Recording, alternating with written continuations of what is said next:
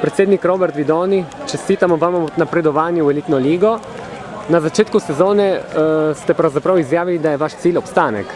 Ne, to je bil naš cilj, ker smo si podali kot prvi cilj, ker smatram, da promocijska liga je prava liga za športno društvo Vesna. Potem stvari so malo obrnili pozitivno, končno, in po 6 letih se vračamo v elitno ligo. Mislim, da to je zahvala naprej trenerju, ki je odlično delal te 2 leti, in vsem igralcem, ki so se močno potrudili v celi sezoni, pri treningih tako na tekmah.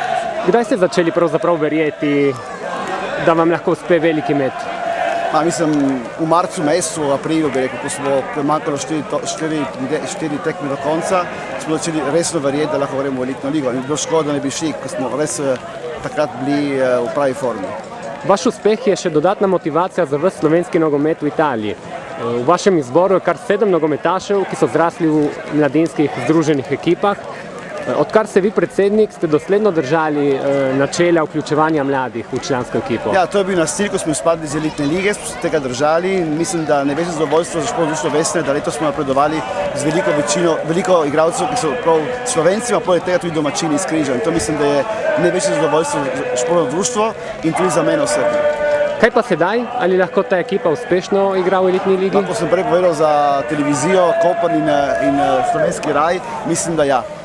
To je ekipa, ki komot igra v elitni ligi. Elitna liga je verjetno tudi finančno zahtevnejša. Ne, mislim, da danes, glede na ekonomsko situacijo, ne gre trositi veliko denarja, z istimi investicijami lahko igramo tudi prihodnje leto. Ali boste potrdili trenerja Zanotiga? Ne, to je prej. Danes mislimo na festo, ki se bo nadaljevala sedaj v Križu, že pripravljeno v našem baru, tako da vas vabimo v Križ na praznovanje. Potem o programu bomo govorili v mesecu maju. Ok, najlepša hvala.